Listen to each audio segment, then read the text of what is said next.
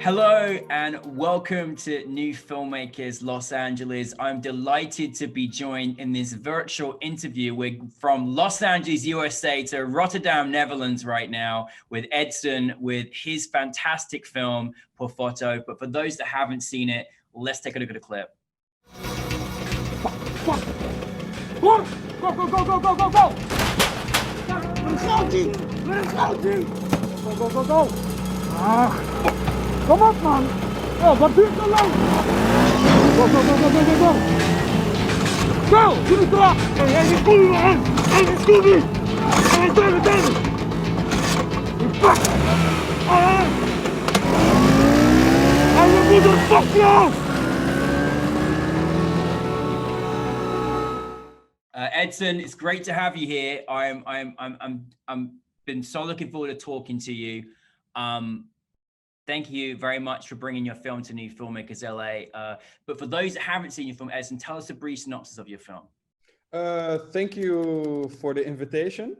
So the movie is about three friends living in a troubled neighborhood, and they raided a local money laundering practice in Rotterdam.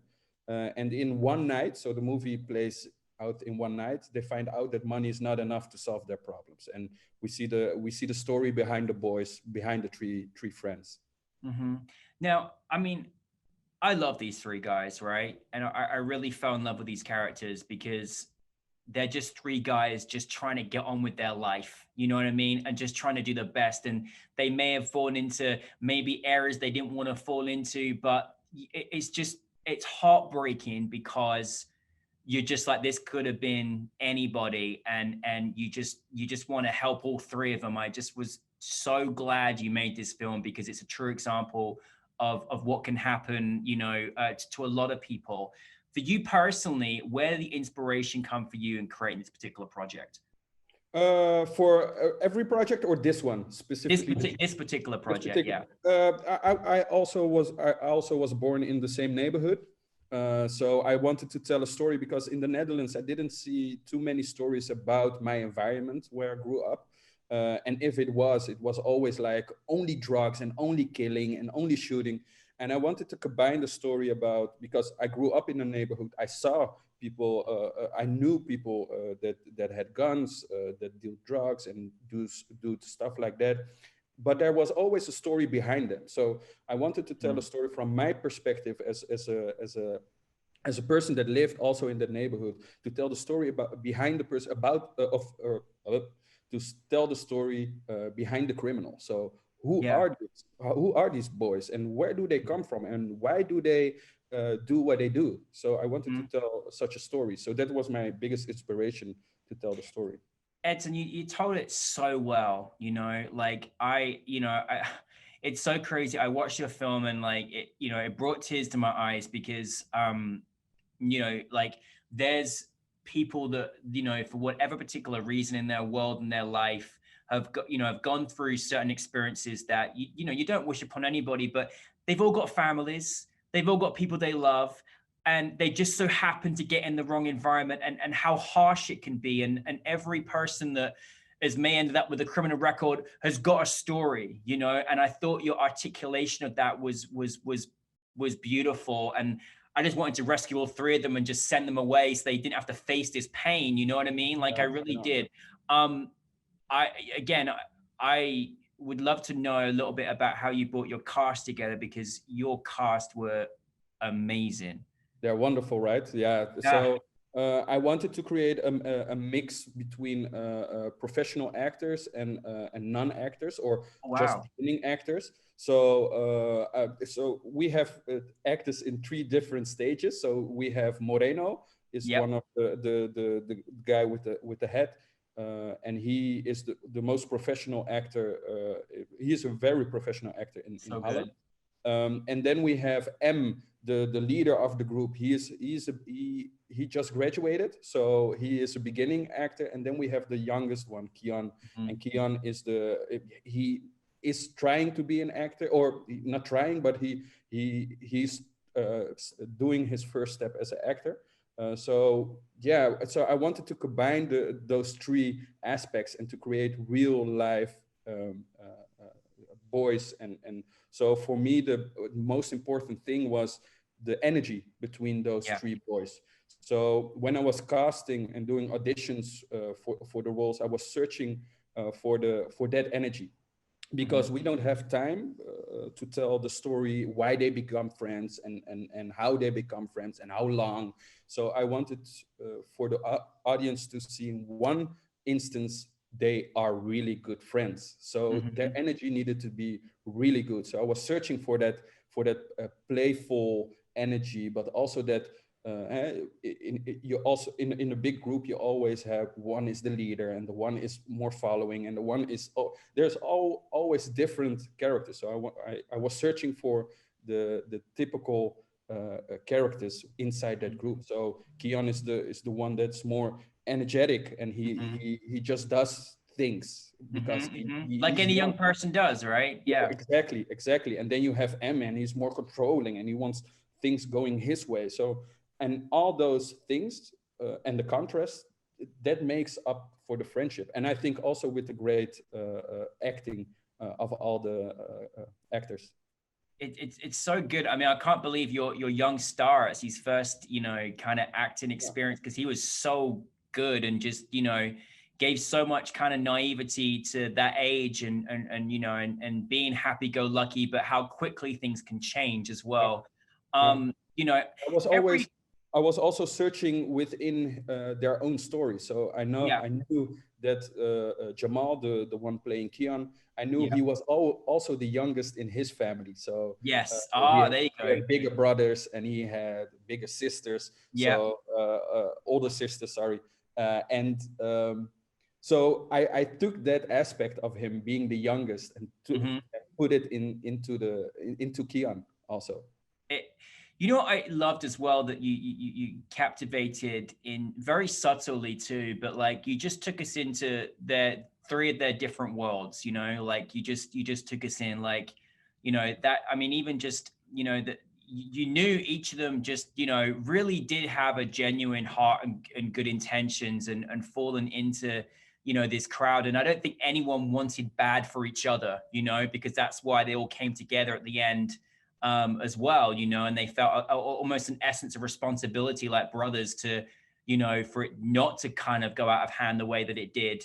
But, you also just, I think one of the things that I was so appreciative is just the kind of almost the 6 degrees of separation, the sense like, when he was in the hotel room, for example, you just felt like, man, if there was just a person to speak to him, have a conversation with him, just to chat to him, be a friend to him, that may have changed his whole life. You know what I mean? Or if there was so many of those, is that kind of something that you wanted to sort of articulate, that, that it may go this way, but it didn't necessarily have to go this way, like, and there's a story behind that person, obviously, too.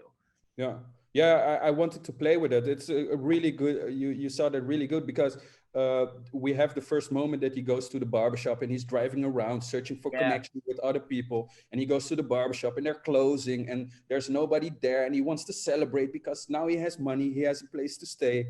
And he goes to the hotel and he thinks, yes, I'm here finally. And it's all disappointing because it's boring and he just wants to be somewhere. And he's the catalyst eventually for the bigger problem and why Keon gets in trouble, why everything goes wrong. And it's such a small thing. And we wanted to play with those small things because we wanted to tell a story about 3 boys that you thought, oh, no, don't do that. Please don't do that. And like you said, you want to save them. You want to say, no, don't go that way. You want to tell them, don't make that choice. And as you go with the story, I think you feel like, yeah, maybe I would have done the same, or I would have made the same problem if I was born or raised in such a neighborhood. Yeah. And, I mean, in kind of the hindsight of looking at that, I mean, was one of the things that you kind of wanted to articulate in this film for you, was also just like, there's kind of a lack of support, and also a misguided perception of people that end up in these crowds. Is that kind of something you kind of wanted to showcase in your film? Yeah, sure. Because I also tell the one thing I always tell is that when I see a newspaper or when I see something on the news, they only tell it's a criminal. It's black do this or is criminal about that, and it's all the same around the world. Because and I wanted to tell, yes, these boys are criminals. They raided a store or a laundering practice, but I wanted to tell the story. That's why I wanted to tell the story behind them, because yes, they're criminal, but they have so much more to tell. There's a much bigger story behind them than only being the one pulling a gun and shooting. They have problems, and those problems pushes them to make the wrong choices. So that was for me one of the most important things to tell something about that environment. I think one of the most, you know, I mean, there's so many moments in here. Honestly, Edson, I'm so in love with your film. There's so many moments I'm thinking about, but I think there was a great in towards the end, obviously, where there's the kind of showdown. You just feel the fear on both sides. You know, you feel the fear of Keon, and then you feel the fear of like, you know, his enemy around all his friends, and you think, my God, they're just young people and they're all kids and they're putting on this front that they're this, you know, big, heavy, hard person. And, you know, but really they're just flipping kids with families and they're just hanging out with their friends and they've all gone a step too far and we've led to this point. Like, was that kind of something as well that you kind of wanted to articulate that's just like, you know, I mean, you really captivated that as a director with your actors. And I just felt like, no, please let this situation not go. And even what appears to be the enemy, you realize kind of how vulnerable he is. And he's just putting on a front too, you know? Yeah, no, you're right about it. That's why I wanted to create Keon very energetic, because in the beginning of the story, you already get a subtle hint as like, what is he searching for? And he's just searching for respect. And he wants the same, maybe the same way as like M, how people are looking at M. That's, I think, the same way that he wants to be seen also as I can be serious. You can take me serious as a boy also. That's why he also comes home and his sisters puts him right on his place. You need to do the dishes. The food is in the fridge. So those are different aspects to bring him to that point where he comes with that gun, not to shoot. He wants to come there and to disrespect him also. Yeah. So he comes there to show him you disrespected me. I want to disrespect you. That's why he asks him to put his pants down and take off his shoes. And that goes terribly wrong eventually. But that's the most important aspect of his storyline, that he wants. He just wants something very simple, that he wants to be seen as like M, other people see M. Yeah, exactly. And no, for you as a director, I mean, you've got high stakes in this film. You know, I love the kind of process of how you discovered your actors. How are you as a director? You kind of quite hands-on? Do you have rehearsal? Like, I mean, you've got a lot going on in this film. Like, what's your kind of process as a director? I'm very hands-on. Like I do a lot of repetition at the front of the film. So I think I had 3 sessions in total with the actors individually. So I had a meeting with them and talking about the characters. Who are they? Where did they come from? What are their problems? So we are filling the story more before the film. So how are the sisters combination, or how is M becoming the leader of the group? And then I had 2 sessions with them in a hall as friends, and we did the most important scenes with them, so that they have the energy as a group, and individually they are as strong as a group. So I wanted to make that as important.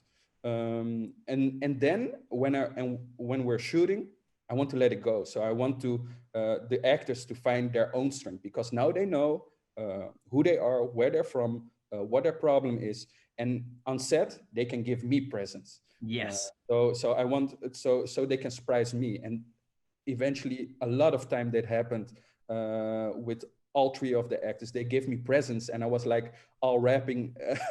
I love it.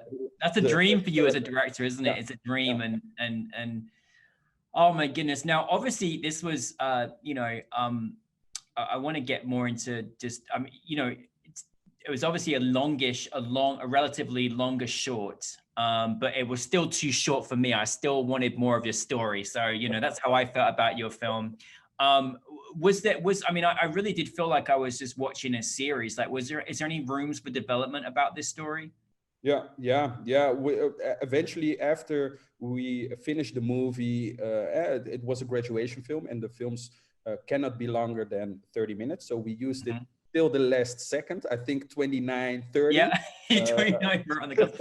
So we used every minute of it. But eventually, when we ended the movie and we had premieres and everybody was talking about it, and everybody came to me, it's too short. We want a series, we want a feature about it. So we're developing now. It's really in an early stage, but we're trying to develop a series or a feature Definitely. about it, because I think that's so much more to tell. Oh, I I wanted know so much. I mean, and not just mention your three guys, but all the kind of the family, the siblings that were in there as well. Like there was just, they all told a story. You wanted to hear their stories. Like, you had a very magical film that I just wanted to get right stuck into all of these characters and what everybody was kind of going through. It was amazing. Now I know you've touched upon. I mean, listen, there's so much I want to talk to you about this, but I'm so in love with the story. It's all I can talk about. But I know you have touched upon the fact that, like, you grew up in a similar neighborhood to this, and this is kind of, it sits with you in your heart, and you wanted to obviously extend it to a story. From a kind of making this film, like, what did you want your audience to take from this and learn from this? Like, what would you have liked? I mean, I certainly got my take, but I'm curious what yours is from a writer director perspective. Yeah, I think I would love for the audience to learn more about these kinds of boys. So I can give an example. One person came to me after seeing Porfotto, and she was standing on a train station, and she saw black boys playing with each other and being a little bit of energetic, maybe in her eyes, in front, maybe aggressive to each other. And she remembered the movie Porfotto, and then she became calm because she said, it's like these are the boys, and these are their energy, how they play with each other, how they connect with each other. So that was for me also one of the important things, is that and that's why we start the movie also with 3 shots about elevating above the city, because Yes. we go in, and after the movie we go out again, because we have a little peek in that world. And I wanted to, if you can say it, teach the audience a little bit about that environment, and it gives a little bit of an authenticity that a lot of people don't know about that environment. So I think that's the most important thing I wanted to give the audience, that they grew to love the characters, but also learn something about them, and that it's Yeah. not always black and white Yeah. situations. I love that you touched upon that, because there's also so many vulnerable young people, and I think the one thing that I love that you captured as well is their vulnerability, and the things that they're maybe not as confident in, or etc. And I just think there's a lot we can do as a community, as a society, to support each other, and that not everyone's got this perfect family, and that if we should be helping and supporting each other a lot more and learning about each other. And it's such a vulnerable age to be when you're discovering who you are as a person, going into your teens and your 20s. And, and so I think you captured that really well. I hope it draws, communities closer together, because I certainly felt that from watching your film as well. Again, there's just so much I could talk about, but I love the way this film was shot. It was like stunning. Like, it was a stunning piece of cinema. Tell us a bit more about that process and kind of the way that you shot it as well, because it really was mesmerizing to watch from that perspective too.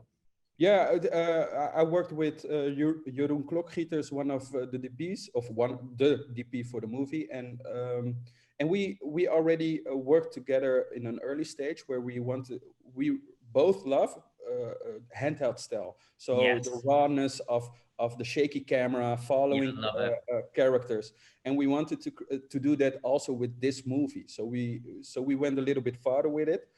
So we said, there are no, we're gonna use no, how do you say it? Handheld. Yeah, but the other one, Oh, on the tripod. yeah, on the So tripod. Yeah. Mm-hmm. yeah, so we didn't want to create shots on tripods. There's only one scene using that, and it's the scene in the hotel. Yes. But the rest of the movie, it's all handheld because we wanted to be there with the characters. And we were also searching with a lot of colors. So we wanted to tell the story also visually. So we used a lot of colors. We used blues Okay. for individuals that are alone or are having problems on their own. We used reds, yellowish, orange kind of tones for the more dangerous Yeah. parts of the movie. But those are not colors that you as a viewer needs. Oh, it's orange now, so we need to Yeah. feel this way. But it emphasizes the feeling, I think, at the moment without you knowing it in first place. But it gives it a little bit of a oomph Yeah. Well, you mentioned something, Edson, that was so I was getting excited when you said this, because two of my favorite cinematic experiences, which you mentioned were inspirations to you, was City of God and Moonlight. And you mentioned, I was like, oh, and I was watching your film like, wow, it's like on that level of that Moonlight gave us and what City of God, which I both like, two of my favorites.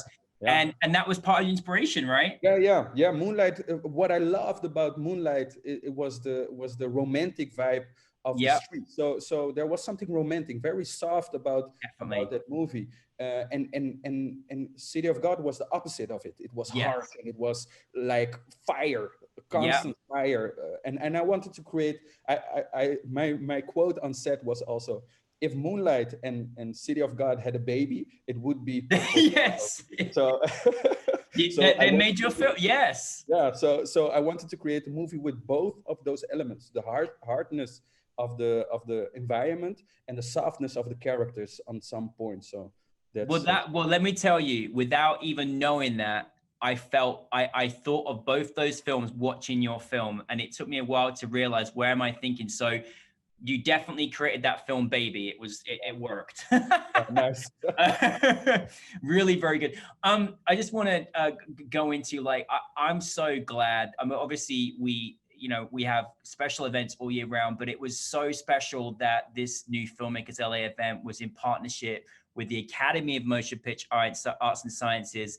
And then on top of that was a celebration of amazing Dutch filmmaking talent. How great was it to be part of that whole experience? Very great. It's a celebration for me as a filmmaker.